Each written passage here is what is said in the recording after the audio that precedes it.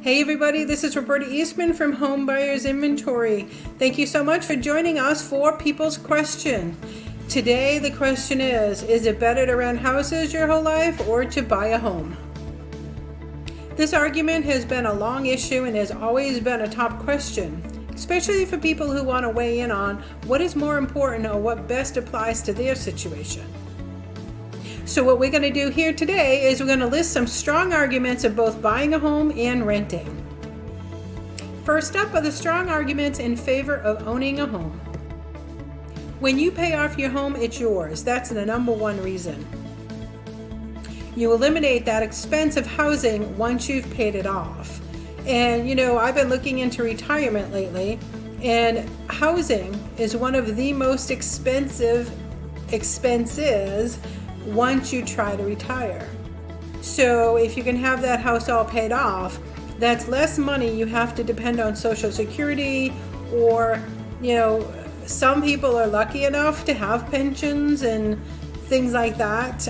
Being self-employed, I don't have that opportunity, but somebody who has a pension, they have to take money every month from that pension, and if they have a rent bill or their house isn't paid off, it's just an expense that they have to make sure that they can cover. Number two, if the home appreciates more than what you've paid in your mortgage, your interest, your taxes, and your maintenance over time, you break even or you've earned a return. And most of the time you earn a return on a home because it is an asset that appreciates over time. Now, when we had that bubble in the stock market and stuff, houses did lose a lot of appreciation, but then they bounced back just as fast. So it is said that real estate, which is what your home is one of the investments that over the long haul, which most of us have a 30-year mortgage, that would be counted towards long haul.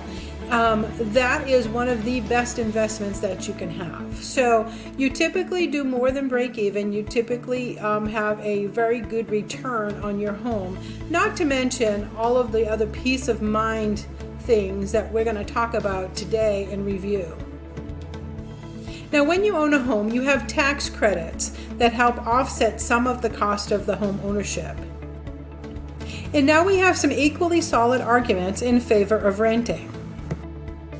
So number one, you have your house if you own, but you do pay quite a bit of interest and taxes. Now those are also the things that get you the write-offs. And there are different laws on how much you can take as a write-off, but you typically still do get a write-off. But if you're on the side of renting, you do pay quite a bit in both interest and taxes when you own a home.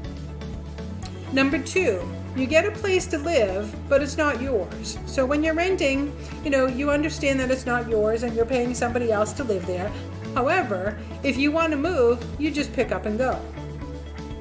And number three, buying a home has an opportunity cost, which means the amount that you can invest and earn on the down payment, taxes, insurance payments, and interest. You could be taking that money and you could be investing it. But again, if you look at the long haul, some people say that real estate is one of the best investments that you can have. But if you're, again, on the side of renting, buying has an opportunity cost that you should consider. Typically, and this is number four, when you are strictly just renting, you don't have to pay for repairs or maintenance or other issues that may come up. So both renting and buying a home has its own perks and disadvantages, but in the end, home ownership can be a really good deal. Because over the years, the house, once a liability, will turn out to be an asset. So here at Home Buyers Inventory, we offer a rent-to-own program, and we believe that it is the best of both worlds.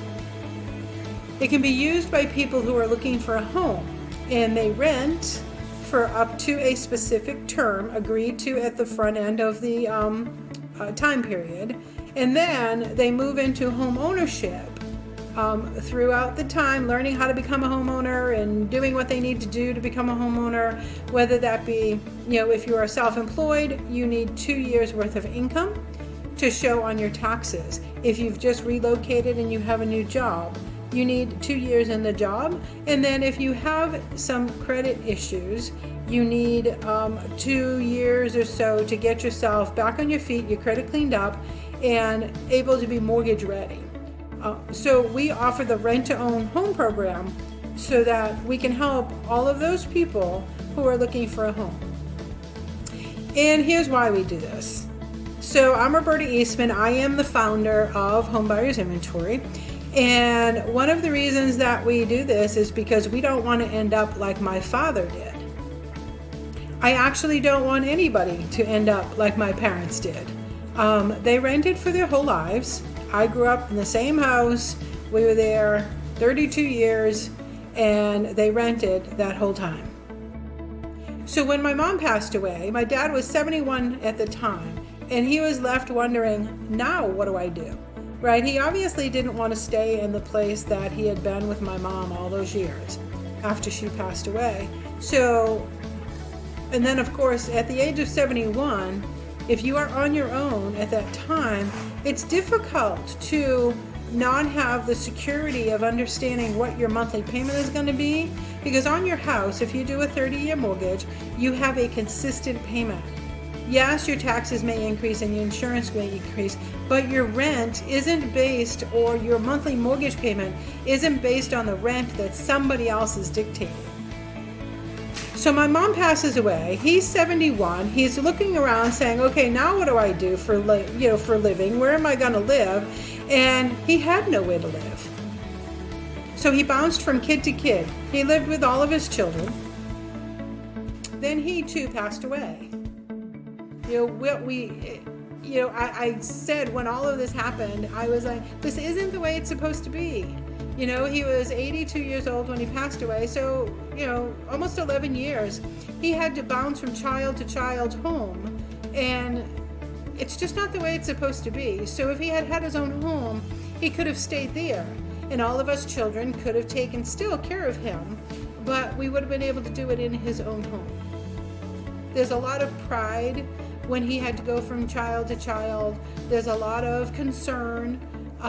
There's a lot of, he couldn't move out of state because his medical was in one specific state.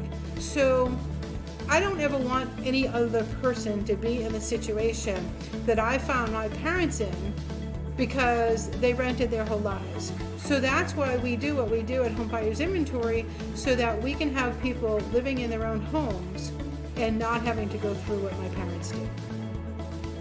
My pop, he never again had a place to call his own home.